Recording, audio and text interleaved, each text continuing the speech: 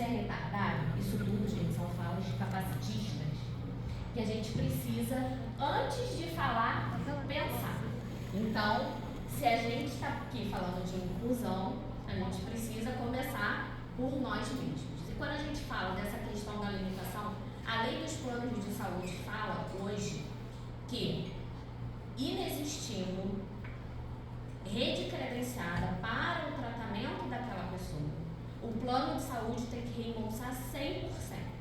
Então, por exemplo, o que eu falei do relatório médico. Se chega um relatório médico falando que a criança precisa de tratamento com fono, psicólogo, estou falando de criança, mas adulto, qualquer pessoa com deficiência, precisa de um tratamento 40 minutos, 1 hora, 2 vezes por semana, se isso estiver no relatório médico, o tempo também no lado. Porque é importante ter no relatório médico o plano terapêutico, que muitas vezes, de novo, os médicos não fazem. E é o que a doutora Aline falou, isso eu faço no meu escritório e é importante que vocês façam também na atividade de vocês. Façam essa cartinha. Doutor, fui contactada pela pessoa tal, precisamos entrar para dar continuidade ao tratamento, possibilitar o tratamento. E eu preciso que essas informações estejam no relatório. E o plano terapêutico é importante. Quais seriam as terapias, quantas vezes por semana e o tempo de cada terapia. Aí sim a gente vai conseguir entrar com uma ação judicial, seja contra o SUS, seja contra o plano de saúde, para que porque, gente, o juiz, é o que a Aline falou, eles se amarram para dar. Agora tudo eles querem negar, benefício de gratuidade e justiça, acredito que todos vocês estejam passando por essa negativa. Então, e se você chega com um relatório médico, que vem, o paciente tem o diagnóstico da doença X, precisa de tratamento fisioterapeuta e fono, e terapia ocupacional. Enfim, tá, e aí, como é que você vai pedir para o juiz ou para o plano de saúde, que seja o plano de saúde vai falar, só que é isso, então eu vou dar 10 minutos, então eu vou dar 20 minutos, e a mesma coisa o SUS. Então é importante que a primeira coisa, gente, a gente olha o relatório médico e veja se o plano terapêutico está tudo ali descrito, e aí sim a gente poder, porque se o plano de saúde falar, não, 30 minutos, você está aumentando o tempo. Então, se ele está falando que ele precisa de 2 horas semanais, ele precisa de 2 horas semanais. Você vai pedir 30. Não há como, né? Os pais, a mãe, que na maioria das vezes são as mães, porque muitas vezes os pais abandonam as mães e as mães têm que parar de trabalhar para cuidar daquela pessoa com deficiência. Então, assim, como que a pessoa vive, né? Sobrevive. Não vive, porque o LOAS, o valor para a concessão do LOAS é um valor, gente, que desculpa, eu digo. Se conseguir, então assim. E agora tem juiz que pedem para comprovar se o pai não está pagando pensão. Tem 2 situações que, como a caráter subsidiário. Era só ir pesquisar, né? Não, mas aí mandou provar que o pai, o genitor, né, botou assim, botou A, B, C, botou assim, comprovar que o genitor não está pagando pensão devido ao caráter subsidiário. Gente, olha só que coisa, né? Doutora, muito salutar você compartilhar com a gente, porque aí olha só, o trabalho do previdenciarista não se atenha só à legislação previdenciária. Quando você tem um espectro mais elevado, trabalha de forma holística, interdisciplinar, você vai garantir resultados que vai fazer com que, por que o advogado X tem mais êxito do que o Y? Eu não estou vendo ninguém anotar. A doutora Bruna deu uma dica valiosíssima. Plano terapêutico. A colega ali, agora todo mundo discreto, né? Plano terapêutico. Olha que legal isso. Explicando o que precisa, inclusive a carga horária. Como é que uma criança autista que tem claramente dificuldade de relacionamento vai ter 3 psicólogos na semana? Isso não vai funcionar. É óbvio. Você vai escrever isso na sua peça porque o juiz ele não vai deduzir isso sozinho. E você vai deixar lá em negrito, em letras garrafais,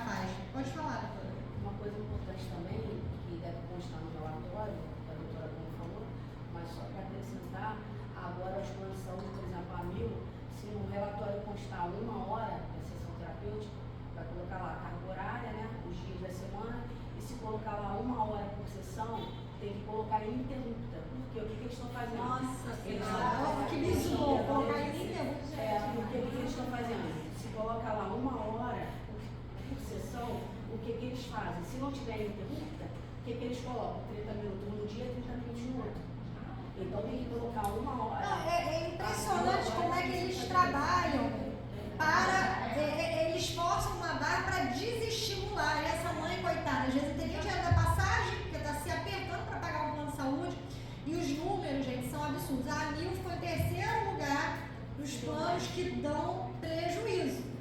Para mim, isso é um problema de gestão, porque plano de saúde dá prejuízo, pagando 7 mil reais de plano de saúde e eles vão dizer para mim que dá prejuízo. Então, a gente precisa falar sobre isso. Né? A questão do prejuízo é que eles pegam os valores assistenciais. Eles não pegam os valores totais. Eles não pegam o que entra, eles só pegam o que sai. Então, óbvio, mas aí o que acontece? Abre uma falência depois, até para a gente judicializar fica complicado. Então é importante essa informação até para a gente colocar na peça. Que até nossos honorários agora já não tem mais caráter alimentar, né? Fica bel prazer do juiz, advogado vive de luz. Né? Fala, doutora, fala pra gente o que a gente pode fazer nesses casos aí, plano de saúde negando. É exatamente isso, tem um relatório médico, se fundamentar muito bem esse pedido, boa lembrança, Viane é da minha comissão, ela também atua bastante, né, com pessoas no espectro. E, gente, ação de saúde, o relatório médico é a peça-chave. Eu falo, gente, você pode deixar de juntar procuração, você pode deixar de juntar qualquer documento, menos o relatório médico, porque é ele que vai guiar o juiz na decisão. É o X da questão. Doutora, sobre o relatório médico, eu queria te fazer uma pergunta. É o seguinte, eu imagino que em muitos casos a gente deva ter dificuldade dos clientes conseguir esse relatório tão bem detalhado, especificado como a gente precisa para poder fundamentar a nossa pretensão. Existe algum instrumento jurídico viável para a gente estar provocando esse médico a estar fazendo o dever de casa ali direitinho, do jeito que tem que ser, porque a gente imagina que deve ser complicado, né? Infelizmente não. Infelizmente. Mas eu posso dar uma ideia? Não. Pergunta o seu cliente quando é a próxima consulta, porque em geral eles têm tratamentos recorrentes. E fala, principalmente quando é criança, me liga na hora da consulta que eu vou falar com esse médico. Não, nem todos. O particular você ainda consegue. E aí, gente, vai da criatividade, manda uma carga. Não, tá botando criança que não tem capacidade laborativa, não tem condições de ter. Eu fui ver só que pediu que aí ela mandou, mas eu disse, não sei o que estava escrito aqui, ela, não, ele me deu, como eu dizendo, é que eu pedi para ficar mais completivo e colocou que a criança não tinha capacidade. Esse ano a gente está trabalhando mais na comissão para conquistar pelo menos a celeridade no acesso ao CRAS, que a prefeitura agora quer fazer tudo pela fila virtual, nem vaga tem, então a gente está em contato aí com a prefeitura brigando por isso. Mas ano que vem, né, dependendo, claro, da questão aqui, seria bem legal a gente se unir para a gente começar a relacionar, porque para mim isso aí é uma abertura de um processo ético disciplinar. Você falar que uma criança não tem capacidade laborativa, ele sequer está analisando. O doutor Felipe fez uma palestra, gente, maravilhosa, você ia adorar, doutora Bruna. Foi esse ano, foi em março, né? Falando justamente desde o Tratado de Nova York, que o Brasil foi consignatário, e deu a origem à legislação que temos hoje de deficiência, que demorou anos. No INSS a gente só tem uma previsão que foi consolidada, que a lei previdenciária já prevê isso em 91. Só foi consolidada agora, recentemente, com a LC 142, que é a lei deficiente. Então, se não me engano, de 2013. Então, olha quantos anos demoraram. Mas nós sozinhos não vamos ter força. Esses casos absurdos, a gente vai começar a relacionar para começar a encaminhar os pedidos pela OAB. Por isso, assim, gente, é muito importante a presença de vocês. Você que está aqui hoje, você já está dando passos à frente dos demais. Porque o que a gente ouve? Tem muito advogado, está difícil advogar. A pessoa entra no desespero. Quem trabalha certo não precisa se desesperar. Mas o que é isso? A gente tem que estar se atualizando todo dia e ter a criatividade para conseguir sucesso nas causas, atacar o X da questão. Não adianta fazer petição de 70 páginas por jurisprudência 2002, que você pegou do colega. Não vai resolver, ninguém vai ler, nem você ler. Fala pra mim. Copia e cola do Google, nem olha o que está escrito. Então, seja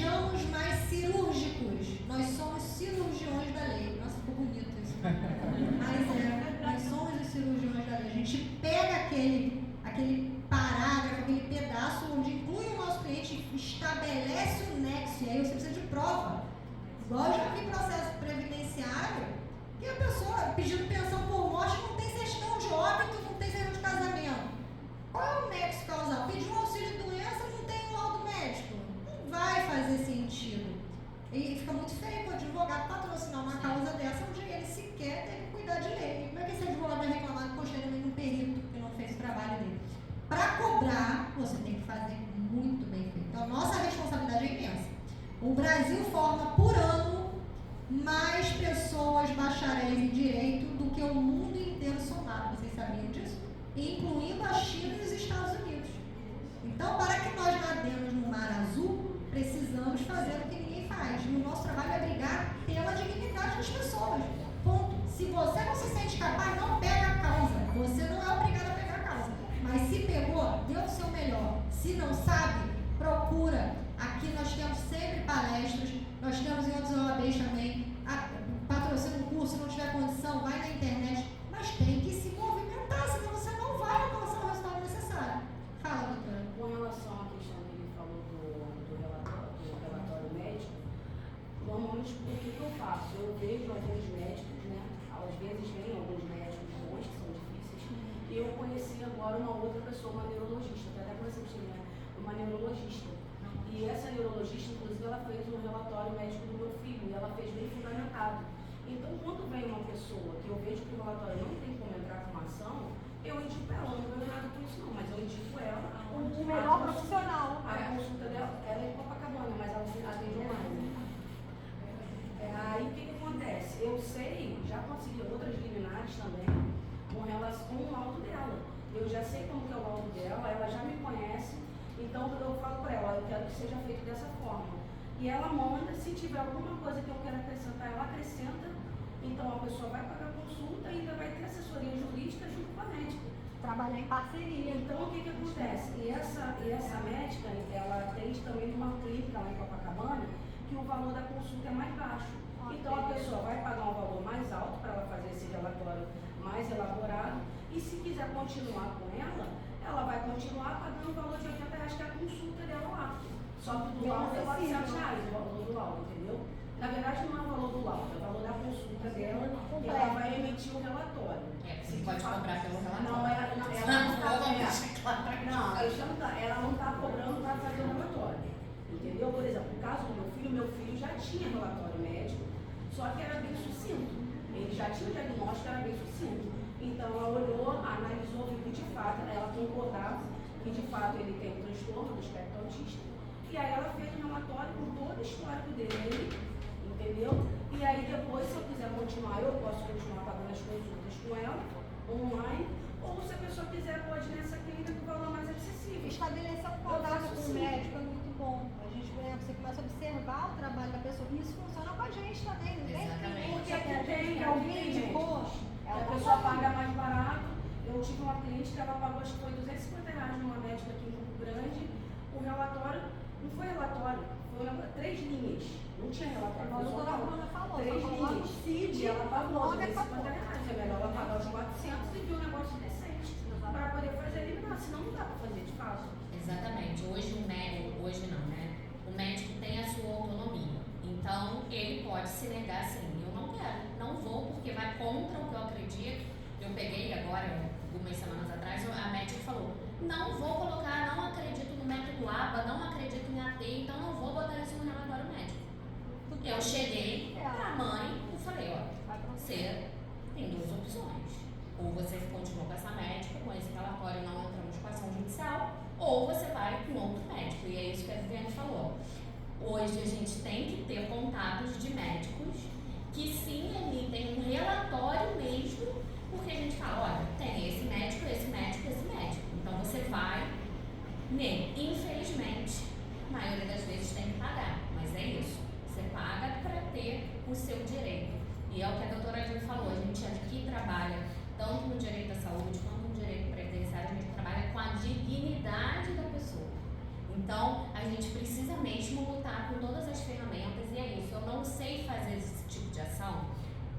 Chama um parceiro, vamos fazer parceria. A gente precisa olhar os advogados como parceiros e não concorrentes. Exatamente. Né? A doutora Aline, o doutor Felipe me chamou para estar aqui e é isso. Eu não sei, gente, não faço previdenciário. Eu pego, olha, Aline, você quer fazer? Olha, estou te indicando porque eu não faço. Se alguém quiser, a Vivi estava conversando comigo agora, Bruna, a canabidiol. Olha, vamos, se quiser, a gente. E é isso, eu não sei fazer, eu não faço, gente.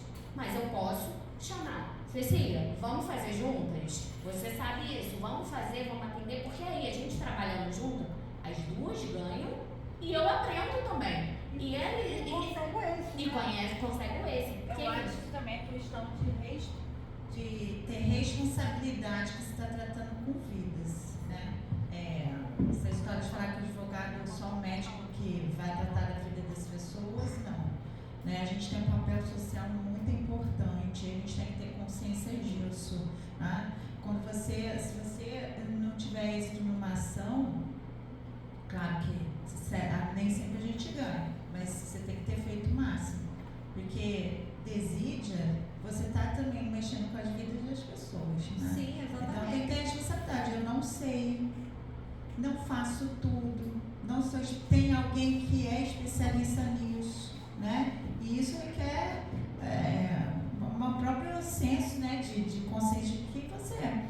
A gente é apto para estar aprendendo, mas não adianta querer fazer tudo só por causa de dinheiro, gente. Vou falar em português, claro.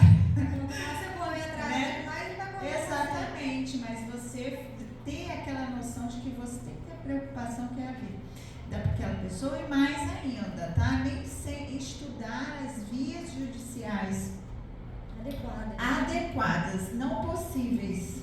Porque às vezes você tem vias adequadas possíveis, mas que para aquela realidade da pessoa não vai ser adequada, entendeu? Então você, por exemplo, estuda qual a posição, no caso se for previdenciário, vale a pena eu entrar com recurso administrativo ou judicializar? Vai pesquisar, vamos pesquisar como é que os tribunais estão se comportando, porque às vezes você vai optar de fazer o recurso e vai demorar 2, 3 anos, né, doutor? Estou indo bem?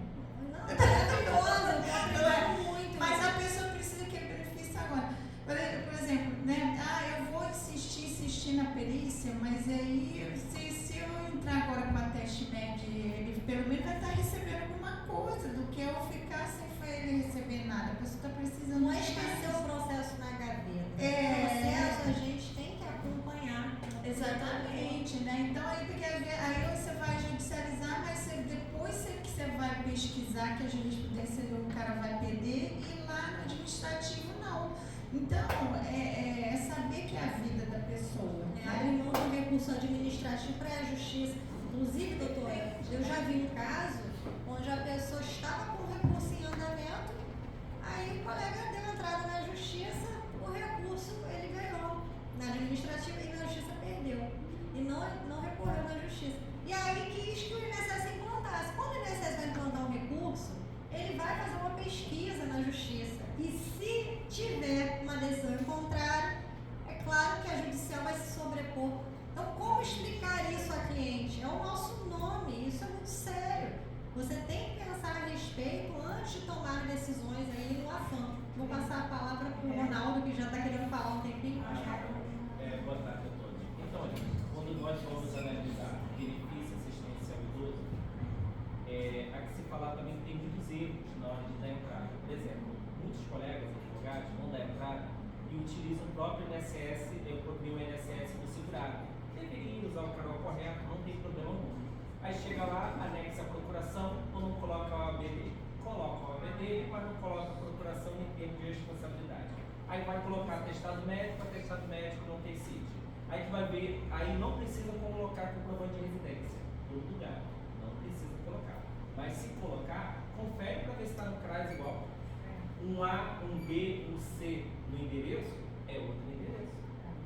Porque aquele então são detalhezinhos que podem ser indefinidos naquele processo e quando nós colocamos em exigência, o próprio advogado, alguns, e são muitos, tá? Manda o segurado ir lá no INSS saber o que é aquela exigência. Gente, aí eu vou explicar para o segurado. São colegas que não participam Aí de eventos. ele vai levar para o advogado, leva o que eles levam, imagina o que vai chegar da informação lá. Eu só estou te dizendo que um processo bem instruído e simples resolve tudo. Olha antes, o que a Aline está falando, o doutor está falando, olha antes, é simples. Procuração, termos de responsabilidade.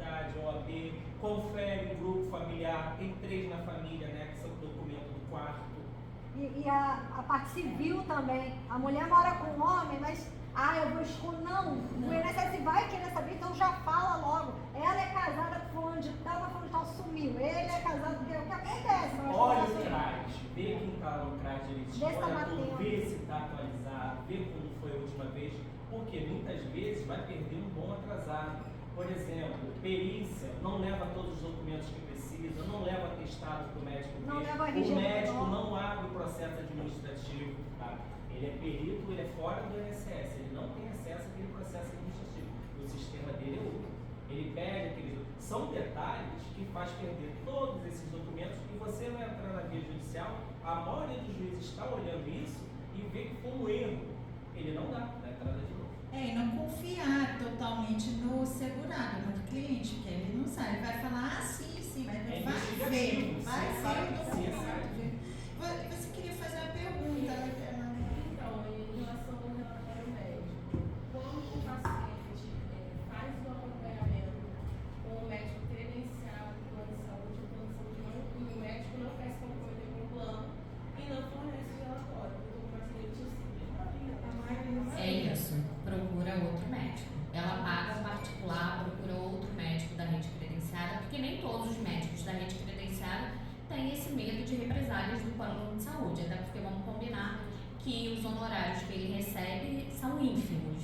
Então, assim, já passei por isso, tá? Com uma cliente de uma cirurgia neurológica e o médico não queria de jeito nenhum fazer o relatório médico.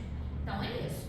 Ou ela procura um outro médico e, infelizmente, se dispõe a pagar, ou não tem como, porque senão a gente vai entrar com uma ação judicial que vai ser infrutífera, entendeu? Eu até peguei aqui para vocês que agora em junho teve a primeira jornada de Direito da Saúde do Conselho da Justiça Federal. E um dos enunciados aprovados foi o seguinte, que fala exatamente isso do relatório médico. Vamos ver se eu consigo achar aqui. Enquanto a doutora Bruna está procurando, eu vou pegar um gancho aqui. Achei muito interessante você falar dos honorários ínfimos e é isso que acontece. O plano de saúde, a consulta dele, sei lá, R$200 no particular, o plano paga 30. É isso aí. Só que o plano não obrigou ele a aceitar. E aí, gente, onde é que eu quero chegar? Eu estou querendo chegar aqui no senso de humanidade, a gente tentar aprender com os erros dos outros. O cara aceitou e não concorda e faz mal e porcamente, aqui num português bem claro para todo mundo entender. Que a gente não permita que isso aconteça conosco. Não, cobrei barato, não quero atender esse cliente. Não, cobrei pouco. Gente, meu último prejuízo foi R$183 mil. E eu falo para vocês, um MBA intensivo de como não fazer. Todo mundo vai errar. Só que se a gente aprender com os erros dos outros, a gente pode errar menos. Tive falta de ter um advogado a seguir, então fui aprendendo a advocacia na prática. Foram muitos prejuízos, mas o combinado não é caro. Se você falou para o cara que vai cobrar 10 mil e depois você viu que vai gastar 20, palavra dada não faz curva. Faz os 20. Ele não precisa nem saber, no meu entendimento, falando questão da minha ética, como eu trabalho. É suado, sangra, sai do teu bolso, mas entrega o teu melhor e faz com vontade. Aí a gente tem um círculo vicioso de pessoas trabalhando com valores que não concordam, entregando serviços desprezíveis, insuficientes. Só quebra a corrente quem faz diferente. Não interessa o que o coleguinha está fazendo, o que é o certo para você. Pegou o processo? Lê, entende. Veja, como a doutora Cecília colocou, se você é capaz de dar o seu melhor. E todo mundo tem um início. Eu adoro essa área, eu não entendo ainda. Aves iguais andam juntas, começa a passear nos círculos das pessoas que já alcançaram o sucesso que vocês querem ter na área que vocês querem ter. Nós temos mais de 1 milhão de leis para trabalhar enquanto previdenciarista. A gente tem decretos, a gente tem legislações inferiores, instruções normativas e toda a legislação do passado, porque o previdenciarista é igual ao museu, ele vive de passado. E aí a gente precisa ter em mente o que faz e o que não faz. Eu tenho colega que só trabalha com atividade especial, eu tenho outros que só trabalham com LOAS. Lá no escritório a gente especializa, treina pessoa específica para entender melhor aquele caso e a gente dar o melhor. Então pensem nisso antes de aceitar, vocês não são obrigados. A pessoa vai dar o valor que você se der, tudo bem? Eu falo isso com vocês porque se tem placa, tem história, né? Eu aprendi assim a duras penas. Então, doutora Bruna, acho que deve ter conseguido localizar aqui, depois eu dar a palavra para a doutora que está querendo falar, não tem fim. O enunciado fala o seguinte: nas demandas de saúde é recomendável que a petição inicial esteja instruída com todos os documentos relacionados com o diagnóstico e tratamento do paciente, tais como doença com CID, histórico médico, exames essenciais, medicamento ou tratamento prescrito, dosagem, contraindicação, princípio ativo, duração do tratamento prévio, uso dos programas de saúde pública ou suplementar, indicação de medicamentos genéricos, planos terapêuticos, entre outros, bem como o registro da solicitação à operadora ou à respectiva negativa. Então, gente, o Conselho de Justiça já está aqui desenhando para vocês. Já veio aqui botando item por item que é essencial que tenha na inicial. Então, por exemplo, se o médico tem medo de microsáreas, eu trabalhei, gente, eu fui advogada de plano de saúde, maior parte da minha carreira foi até 2020, eu fui advogada de plano de saúde. Também estava Gente, do outro lado. Exatamente. O plano de saúde não vai olhar, gente, e vai falar assim, esse médico aqui deu um relatório magnífico, vamos prejudicar ele. Até porque o plano de saúde está pouco se importando. Ele vai se importar se houver uma fraude, se for um médico que isso também acontece. Tem tá? bolsa assistida. Órtese e prótese que tem muita fraude. Reembolso assistido. Então, assim, o plano de saúde está preocupado com isso. Ele não está preocupado com o relatório médico, porque não é o relatório médico que vai fazer ele gastar dinheiro, é a decisão do juiz.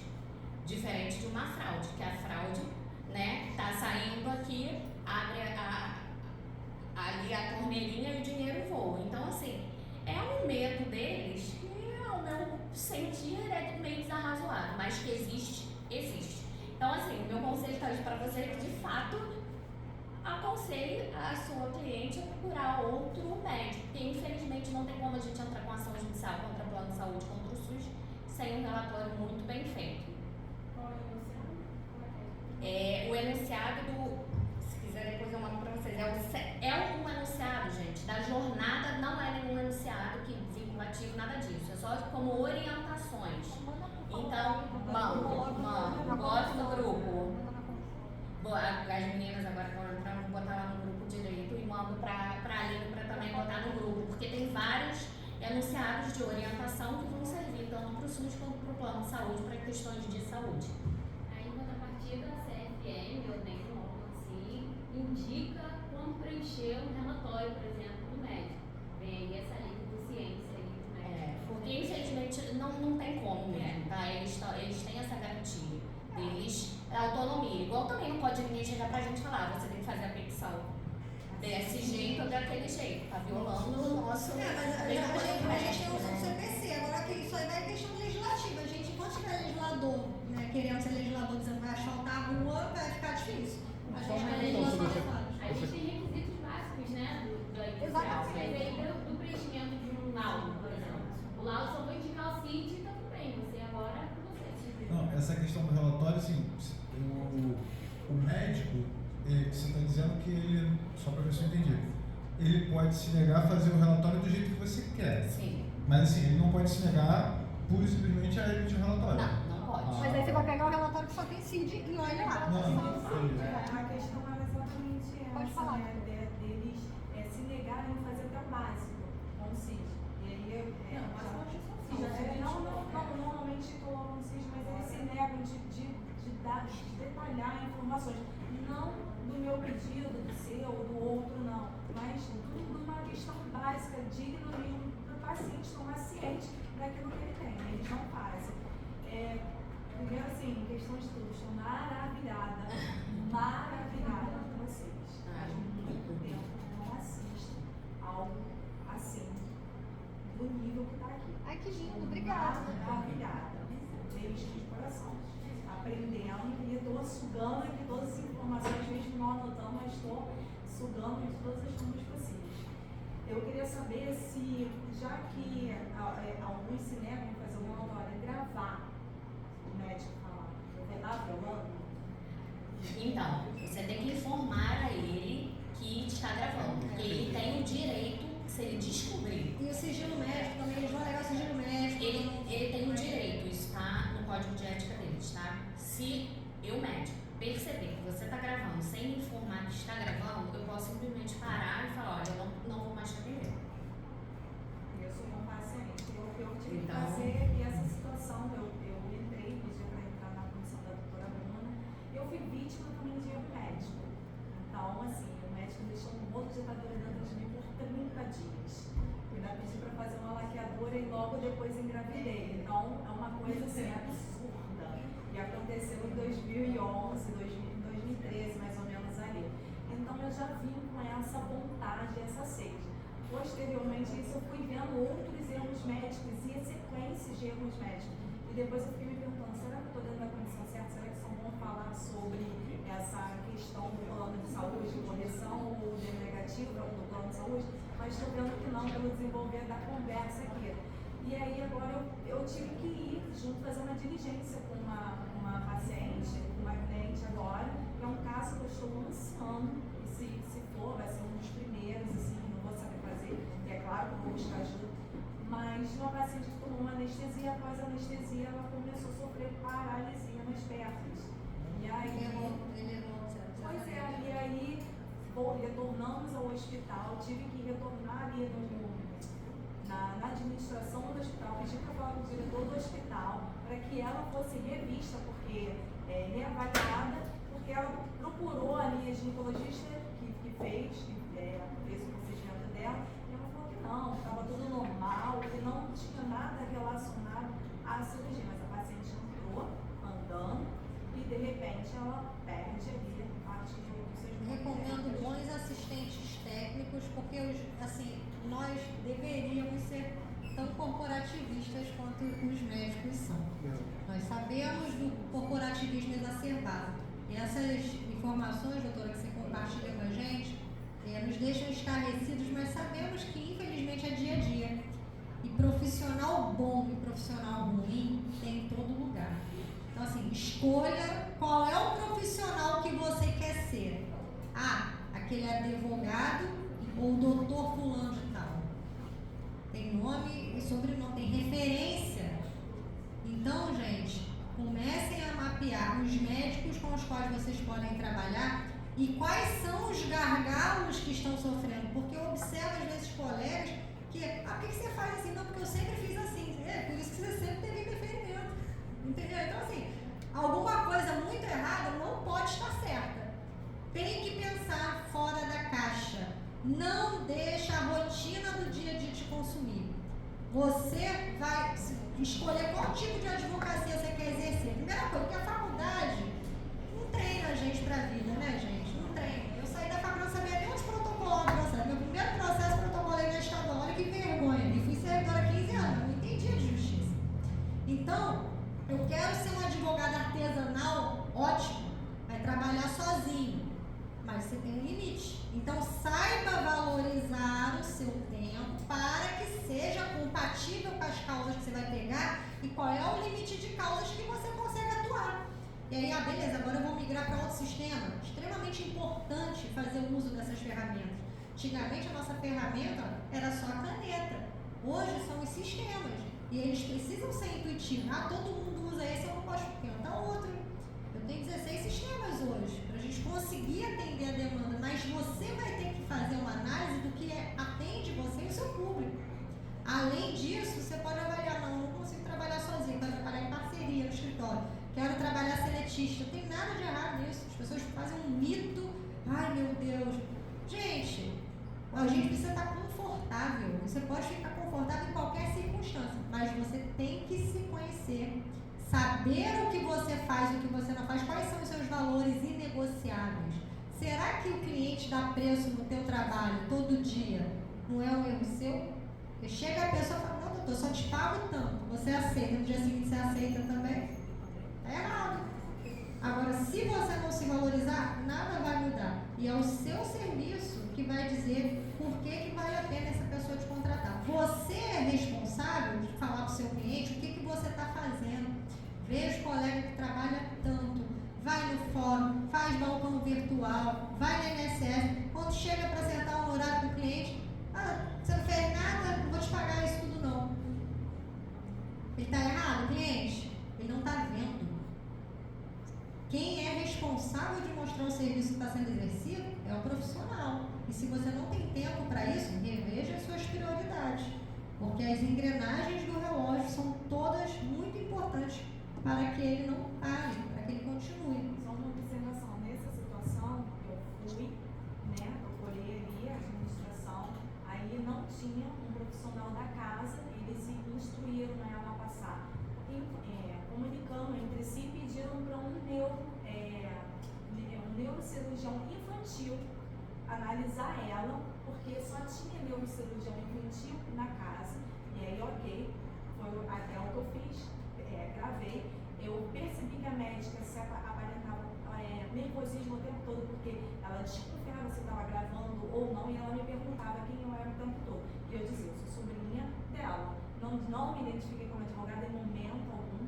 E aí, o que eu sugeri para essa cliente e paciente? Falei, eu preciso que você vá procurar um outro neuro, nem que eu marque para você, mas eu preciso de um parecer de um outro neuro que confronte isso aqui com o que ela diz. Porque ela está dizendo que não houve nenhuma falha da anestesia. Mas é impossível você entrar bem e sair com seus membros inferiores paralisando. E aí eu estou fazendo. No mesmo hospital você não vai conseguir ter um diagnóstico diferente. Não, aí eu pedi para procurar outro, para poder fazer exatamente o que a doutora falou. Provocar o nexo de causalidade ali, mostrar onde está o nexo Eu causal. sugiro que consiga mais 2. Agora, isso é teoria dos fundos envenenados. Agora a gente vai lá para o início do direito, inclusive do penal. Você não vai poder usar essa gravação, né? Senão você vai se prejudicar. Mas tenha ela guardada ali para você analisar o modus operandi, né? Porque é um subsídio. Como a Bruna entrou, já vou te dar a palavra, Marcos.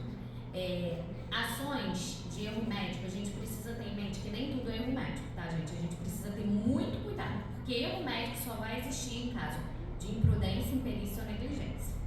Então, sempre que vocês se deparem com ações de erro médico, é importante ter um assistente técnico. Porque por mais que você tenha uma segunda opinião, ele não vai analisar o prontuário médico, ele não vai analisar todos os fatos a fim de delimitar se aquela paralisia se deu em decorrência dos riscos da cirurgia, dos riscos Então, assim, é importante que em todas as ações de erro médico você faça primeiro análise de viabilidade junto com o assistente técnico para verificar e outra coisa, o caráter informacional, se foi informado a essa paciente todos os riscos inerentes da cirurgia ou da anestesia. Então, assim, é um olhar, como a doutora Aline falou, holístico, global. Mas eu aconselho a vocês não entrarem com ações de erro médico sem análise de um assistente técnico primeiro. E outra coisa, prontuário médico. Prontuário médico não é do médico, é do paciente. Todos nós temos o direito de termos uma cópia do prontuário. O hospital, a clínica, eles são apenas a pessoa que guarda, que tem o dever de guarda da documentação. Só que é direito nosso termos cópia do prontuário. Então, se formos entrar com uma ação judicial referente a erro médico, é importante e imprescindível que tenhamos também o prontuário médico para análise do assistente técnico para verificar a viabilidade da ação judicial.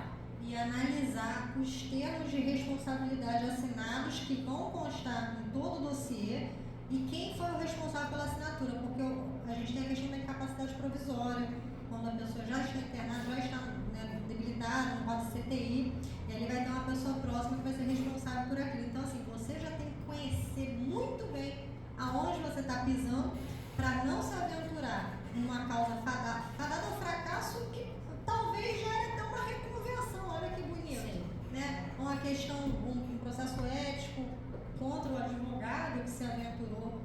E o corporativismo médico realmente ele é muito a tua causa é fadada ao fracasso, sim. Eu gostaria que nós tivéssemos esse senso ético, por mais que nem todos os profissionais atuem como nós atuamos, mas é muito importante você falar, não vou pegar essa causa porque você já está com um colega.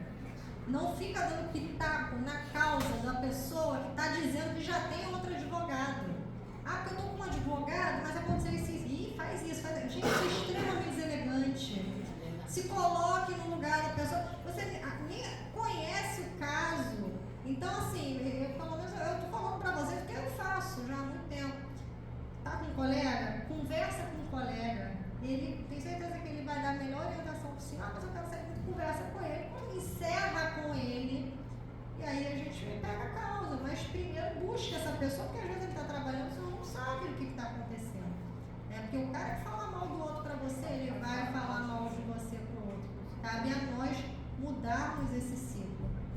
Pode falar. Indiretamente, a doutora Bruna já respondeu que minha dúvida era com relação ao relatório médico, né? Se ele viesse incompleto, e o acesso ao histórico do paciente e o prontuário. Então, já estou satisfeito com a resposta que veio antecipada. Mas não são os pensamentos. Pois é. É muito bom. Posso fazer uma pergunta?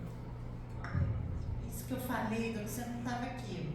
Eu falei que eu não ia falar nada. Aí vai fala. A gente adora um babado. Eu não me contenho, é problema. Mas é bom porque essa troca de vocês, a gente vai aqui, né? Não, inicialmente ela vai É muito falar, eu bom. falei assim, ela falou para a terceira vez, eu fui todas falar. Essa questão de quando você está fazendo um tratamento, uma reabilitação, tá lá, né? E o plano de saúde pode romper o contrato com você? E aí, como sanear isso, né? Quanto eu posso me garantir que aquilo vai ser preservado até que eu faça a mudança? Ou mais, né? Isso é uma situação. Ou ele vem com um aumento gigantesco e eu vou ter que mudar, não vou conseguir arcar. Como eu vou fazer essa portabilidade, né? Para que garantir a conclusão daquele tratamento que eu já estou ali, né? Tem terapias que você pode muda, né? De psicólogo, mas às vezes você está acidentado, está lá, está em reabilitação. Não pode interromper aquilo. Tem possibilidade de manter, de transferir? Como que isso se opera? Hoje, antes de eu vir pra cá, eu até falei pro Felipe, olha, eu tenho uma audiência na Barra, 12:30. Vamos ver se eu consegui chegar a tempo. E é exatamente de cancelamento. Os planos de saúde têm realizado cancelamentos de forma possível. E a gente primeiro precisa entender que tem plano individual, plano coletivo por adesão e plano empresarial. São 3 tipos de plano e a regra para o plano individual não é a mesma para o plano coletivo. Plano individual somente pode ser cancelado por inadimplência por mais de 60 dias, desde que o beneficiário seja comunicado com 50 dias de antecedência. Doutora, mas os 60 dias não são corridos, né? Esse é um perigo. Não, os 60 dias podem ser corridos ou não. Então, se você deixou de pagar um mês 10, outro mês 5, outro mês 20, se somando der 60, o plano pode cancelar. Agora, uma pergunta, eu não sei se você vai saber, porque eu acho muito específico, mas é no último ano, é no ciclo dos 12 meses para trás ou no ano civil? Os 12 últimos meses para trás. Porque eu tenho certeza que numa questão mais séria, oncológica, o plano ele vai olhar as minúcias dos dias. Agora uma coisa, gente, a gente tem que pensar muito para brigar. Quando você paga um boleto do plano de saúde atrasado, você é isento dos juros? Você é isento da multa? No direito brasileiro você não pode pagar pela mesma coisa 2 vezes, não pode pagar pela mesma pena 2 vezes. Acho que nos Estados Unidos também não, né? Que teve um filme da moça que matou o marido, mas depois o marido não morreu e ela já tinha pago a sentença, ela foi lá e matou ele. Ela já tinha pago. Muito bom esse filme. Recomendo. Se você pagou com juros e mora, e aí eu estou aventando hipóteses num caso muito grotesco, você já pagou por aquela penalidade. E aí imagino eu que a determinação parta da ANS, que é muito bonito o órgão administrativo legislar, né?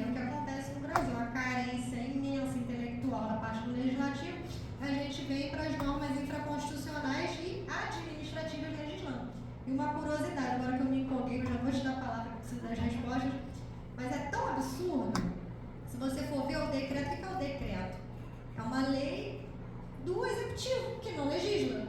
Ele está vindo para quê? Para regulamentar. É um parêntese no direito previdenciário para vocês previdenciaristas pensarem. O nome do auxílio-doença mudou, né? Auxílio por incapacidade temporária. Pois é, mas não deveria ter mudado, porque quem traz essa nomenclatura é o decreto. A 8.213 não foi revogada. E a emenda constitucional 103 não trouxe essa nomenclatura. Então, são tantos absurdos praticados que o Norberto Bobbio deve estar se debatendo lá no túmulo, coitado. Porque a gente não tem nenhum respeito pela hierarquia da legislação, né? O ordenamento jurídico ele foi todo atropelado e é utilizado, tanto que a nomenclatura que o INSS usa hoje. Então, assim, eu queria saber, doutora, em relação a esse pensamento, você acha possível a gente construir essas hipóteses de uma abertura na justiça? Porque o juiz já aí, meu Deus, se eu der isso aqui, vai entrar um monte de gente igual, ainda tem essas entradas, né? Então vamos lá. Plano individual só pode ser cancelado em caso de inadimplência por mais de 60 dias se for comunicado com 50 dias de antecedência, que não acontece, ou por fraude. E a fraude tem que ser comprovada a má-fé do beneficiário.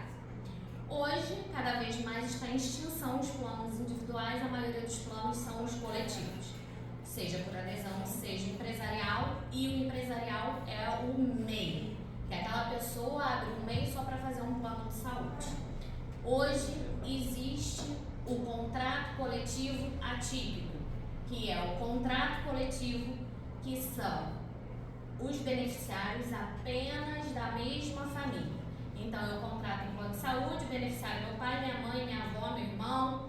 Então, esse contrato é um contrato coletivo atípico que, por mais que seja coletivo, ele é, na realidade, um contrato familiar. Então, é aplicável, hoje há um entendimento do STJ, dizendo que contratos coletivos com menos de 30 pessoas é aplicável às regras dos contratos individuais. Então, para microempresa também. Isso. Então, somente pode ser cancelado em caso de fraude ou inadimplência, o que não acontece na realidade, que eles simplesmente mandam uma cartinha e no mês seguinte cancelam. É um e-mailzinho, né? Nem carta, é um e-mail. Que vai para a caixa de spam, exatamente. Mas a gente tem que mandar com 50 dias. 60 dias. Mas Cancelamento do contrato coletivo.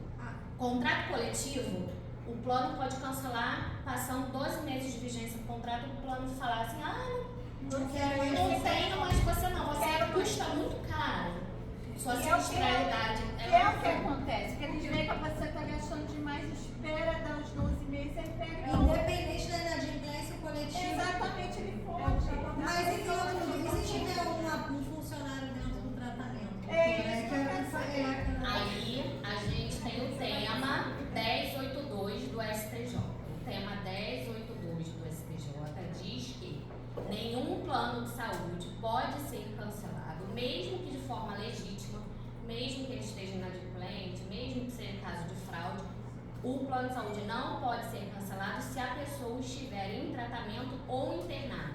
Então, se a pessoa está em tratamento para qualquer doença, qualquer coisa que coloque a vida dela em risco, o plano de saúde não pode ser cancelado. É o tema 1082 do STJ. Agora você pessoa ir para tema, né? Não, a gente tem lei. É o que está acontecendo, ainda mais com os autistas, foi o que mais aconteceu. E sim, tem atraso liminar realmente pedindo para voltar. Mas eles chegam a cancelar e aí tem que esperar liminar para voltar. E essa mudança agora, igual, os planos, dependendo da idade, então, tem planos que falam que assim, a partir dos 12 não faz mais sozinho, criança, acho que não pode mais, tem vários. Não estou mais fazendo. Exemplo, não tem plano, eu esposo, mas eu quero colocar só meus filhos. Tem plano que não está mais aceitando. Você tem que colocar um adulto. Não, gente. Não, mas aí, essa é a problemática, a questão dos planos individuais. O plano de saúde não pode deixar de contratar porque você é menor de idade. Mas agora, então, mas os planos estão fazendo isso. Tem plano que já fala a idade, você fala assim, olha, agora eu quero fazer um plano só para minha gente. Porque ele já imagina que a pessoa tem uma deficiência, tem uma necessidade. Não mais fazer. perfeito. Então, Não assim, pode, tá? Isso é legal. Esse tipo de negativa é legal, tá, gente? A lei 9656 de 98 veda, tá? Já é uma coisa mesmo, porque realmente é uma prática. E é o que você falou, em plano individual quase não tem. Eles já indicam mesmo algum familiar ou coletivo, não? Coletivo por adesão. Que acho que agora é a maioria, né? É difícil você fazer direto, vai fazer uma CBRU. Não é a CBRU, é feito por uma Pascop ou por uma Plural, é feito por outra. Pela empresa. Dificilmente você faz direto com a empresa. Pelo menos assim. Vocês vão intermediar. Desde que ele está fazendo isso direto, eu estou isso. Então, aqui são especiais e estudam hoje, né? Um colégio que tem mães que relatam dificuldade, que não conseguem mais fazer um plano. Ou tem que se submeter a algumas regras, igual a carência vai aumentar, você só vai poder começar teu plano a partir do filho depois de 2 anos, se não me engano. Os prazos máximos de carência são 180 dias e 24 meses em caso de doença pré-existente. Então acho que é 24 meses, então. É o caso. Então, 24 Mas meses. pessoa com deficiência não é doença pré-existente, então não pode ser exigida a carência de 24 meses. Faz o plano e entra cá. Não, mas é o que já está acontecendo. Foi até uma mãe chegou a tentar, falou que já tentou, e aí tentaram burlar no seguinte, né? Porque quando ela mostrava fotinho, realmente, pelo aspecto dava, então tentou pela certidão de nascimento. E mesmo assim não conseguiu, porque ela tem 17 anos, então não estavam deixando. Gente, isso não pode, tá? De novo, isso é legal, porque senão eu só vou querer contratar pessoas saudáveis, não tem problema de saúde. É não querer assumir o risco do negócio, né? Agora, doutora, É proibida a seleção. uma pergunta, no plano coletivo. Uma pessoa que está em tratamento oncológico, tem efetivamente custo maior, o plano pode aumentar além do valor normal dos demais, porque o plano de saúde, ele penaliza a pessoa que passa pela doença no nível que dá vontade de abrir uma poupança, né? Para guardar o dinheiro e usar quando precisar. Eles podem fazer isso? É o chamado reajuste por sinistralidade. Quando o custo, mas aí não é a pessoa que, de novo, não pode ser eu, Bruna, estou em tratamento oncológico, só eu vou ser reajustado. É todo o contrato, porque o plano de saúde tem que olhar todo o contrato. Se eu faço parte de um contrato coletivo e dentro daquele contrato coletivo, a maioria das pessoas são idosos, são pessoas que estão em algum tipo de tratamento e o custo do plano está mais elevado do que a receita, ele vai ter um reajuste de sinistralidade, mas é todo o Mas a gente contrato. consegue ter acesso a esses números deles? Então não vale a pena fazer um plano coletivo, mas só com a família, porque os velhos vão começar a infartar. Exatamente. Vão começar a fazer, não é, a gente vai dar defeito. Aí vai ter. Vai dar, aí vai aumentar, porque eu tive um caso assim de um amigo que ele tinha ali uma pequena empresa familiar, aí a mãe e o pai de fazer safena, isso aqui, o que eles fizeram, aumentaram demais e depois já cancelaram. Então compensa, hashtag segue assim, você entrar numa grande, né? Um conglomerado. Conglomerado grande. Só que em geral os conglomerados eles não têm uma assistência tão plena, né? Então fica muito complicado. Agora, gente. Essa questão da MEI também os planos estão voltando bastante, porque alguns só criaram MEI para isso. Né? Estamos caminhando para o fim, eu quero falar exatamente sobre isso, doutora Ravine. Gente, ó, MEI é muito perigoso a pessoa dar entrada no MEI só para ter o plano de saúde, principalmente quando tem um deficiente, se ela tem o LOAS. Quando você tem o LOAS, o grupo familiar é o grupo que vai usar aquela renda ali que diz que é menor que o quarto de salário mínimo. A partir do momento que você se formaliza como MEI, o governo entende que no mínimo você está recebendo um salário mínimo. Então, se na divisão dos entes familiares, muitas vezes é só a mãe e a criança, essa renda vai ficar ali no meio. E aí a pessoa, coitada, que usa o dinheiro do LOAS para pagar o MEI, para pagar o plano, para a criança ter assistência que a rede pública não dá, ela tem o benefício cortado e depois se vê numa situação de não poder, não ter o que comer. Então é sua responsabilidade advertir o seu cliente sobre todas as circunstâncias e tudo que pode acontecer a ele. Porque imagina o seu desespero, vai procurar o doutor, o que eu faço? Aí você entrar com liminar da baixa no meio de restabelecimento do benefício. Ação judicial no Brasil demora demais. Justiça atrasada é justiça negada. Não importa se ela vai receber os juros, a mora, a correção. Ninguém vai resgatar aquela vergonha que ela teve que passar de pedir dinheiro emprestado, de ter que pedir um prato de comida, de não ter onde morar. É para isso que a gente trabalha, gente. O nosso trabalho é realmente muito sério. Amigos, estamos caminhando para o fim. Quem aqui está pela primeira vez na OAB assistindo? Sejam bem-vindos. A gente está sempre fazendo eventos, a comissão da doutora Bruna é bem atuante. A nossa, mensalmente, a gente procura trazer algum evento. Quero pedir vocês que quiserem marcar nas redes sociais, são muito bem-vindos. A gente vai compartilhar depois algumas fotos, algumas coisas. Aliás, não sei se alguém tirou foto, né, mas vamos bater as fotos no final. E, para finalizar, primeiramente, vou dar a palavra à doutora Cecília. Olha, grande prazer, viu? Que tarde gostosa, né? A gente se empolga. Muito bom. Doutora, obrigada, tá? Obrigada. E obrigada a todos. E vou só reforçar aí o convite novamente para quem quiser integrar a comissão, entre em contato, né? A gente está aqui estruturando, vamos fazer reuniões mensais. E fica aí também um convite para parcerias, porque eu acho que tem tudo a ver com nossa linha de atuação, né? Essa interdisciplinaridade é muito importante, tá? Obrigada aí a todos, boa sorte na trajetória profissional de vocês, tá? De novo, gostaria muito de agradecer, me coloco à disposição, faço convite, quem quiser fazer parte da Comissão de Direito Médico e Saúde, é muito bem-vinda. Gostaria de fazer um convite para vocês, nos dias 2 e 3 agora de agosto, vai ter o 2º Simpósio Carioca de Direito da Saúde. Esse ano serão 2 dias, a gente vai ter painel de Direito da Saúde, Direito Médico e Empreendedorismo Jurídico e Bioética e Biodireito.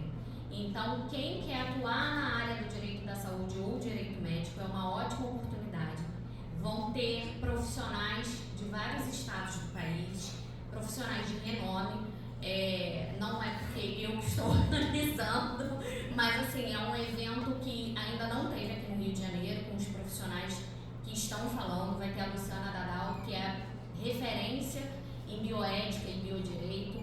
A gente vai ter o professor Henderson, a gente vai ter a professora Tamires. Então, assim, são profissionais de renome, que tem muito conhecimento para agregar. Vai ser uma troca bem parecida com essa. A gente vai ter diversos temas. A gente vai ter o professor Júlio Xavier, que fala sobre da tipografia jurídica, a doutora Delma, de oratória, o Marcelo Gomide, que é apontador, que vai ensinar a gente a como lucrar mais pagando menos impostos. Então, assim, vai ser um evento bastante rico.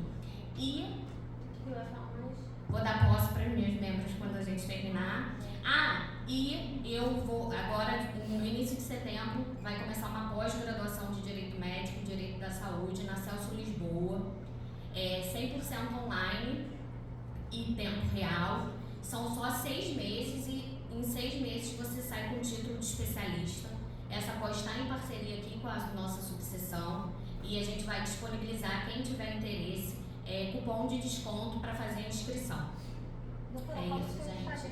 No Instagram, brunamanfrenati.adv. E qualquer coisa, qualquer dúvida, qualquer coisa que vocês precisarem, material, vocês podem me mandar lá, que eu estou disposta a troca, a parcerias, a tudo, tá bom, gente? Obrigada. Pessoal, eu queria agradecer a presença de todo mundo, queria agradecer a doutora Bruna e a doutora Cecília por estar aqui conosco. Eu achei muito rico o nosso evento e, assim, a nossa proposta é sempre estar tentando agregar de uma forma simples, descontraída, né? Sem tantas formalidades, que a nossa área já tem tantas, né? E espero que tenha sido proveitoso para todo mundo, tá? Maravilhoso, gente. Mais uma vez, obrigada a todos os presentes. Nosso objetivo na Comissão de Direito Previdenciário é falar de forma objetiva para atender o que interessa, né? Afinal, é o cliente assistido, nossos honorários sendo pagos, a roda girando, em contato com amigos que estão trabalhando da mesma forma. Então,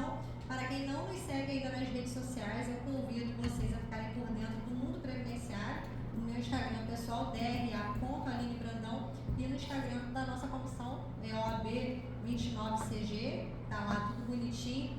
Quem quiser integrar a nossa comissão também vai ser um prazer recebê-los. Quero agradecer aos nossos membros, né, que me ajudaram a montar o evento, agradecer muitas colegas que enriqueceram demais e vamos convidá-las novamente. Né? Você já falou que está disposta a tudo, então já vamos fechar essa agenda. Mês que vem, agosto, tem já a data marcada, então a gente vai divulgar em breve e compartilha com os colegas de vocês também para que a gente consiga aí lotar a casa e estar sempre fazendo esses eventos gratuitos, né, de alto gabarito. Então, muito obrigada, fiquem com Deus e sucesso aí na jornada de vocês. Tchau, tchau. Vamos tirar foto. E frequentem a nossa casa, porque aqui a nossa subseção tem sempre eventos muito engrandecedores que somam muito. Olha nossa gente, vamos tirar foto. Ai, doutora, eu quero um depoimento, achei tão bonito. Depoimento pra gente. Eu já vou fazer um depoimento de alto gabarito. Ah, adorei. Deixa eu tirar a gravação. Depois eu boto os cortes, se tiver depois no Instagram. Ai, doutora